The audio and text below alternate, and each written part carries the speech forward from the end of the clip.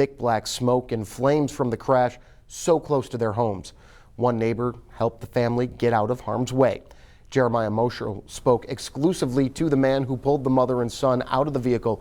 He's standing by live at Jennifer's Loop in Orange Grove with more. Jeremiah.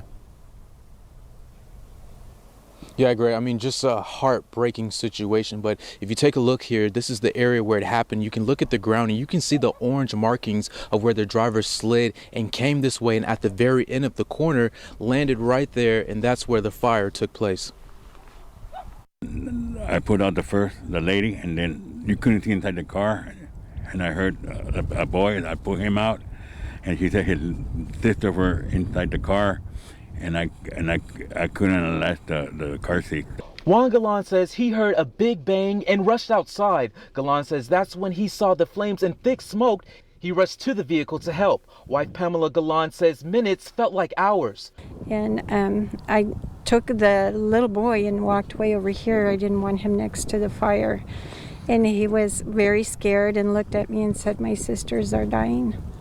Nearby resident Charity Christensen says she got a frantic call from her teenage daughter who was so close to the fatal crash at a friend's house. Hearing little babies involved and just children in general, you know, we have 4 kids here, and you know, you can't help but just really get tore up and just really be impacted at home, because you know, tomorrow is never promised.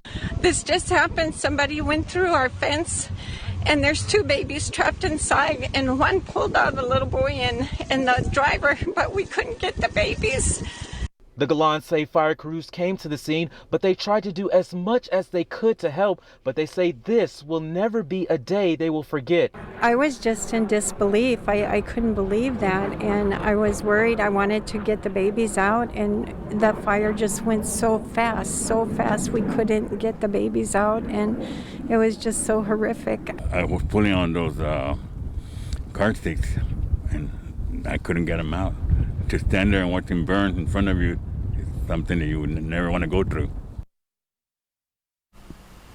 And the Galans also say they will continue to pick up the pieces and clean up what is left. Reporting here on Jennifer's Loop here in Orange Grove, Jeremiah Marshall, Action 10 News. Greg? Real quick, Jeremiah, before you go, we heard from both Galans talking about not being able to get the babies out of the car. Did they talk about at all the feeling of hopelessness that came with that?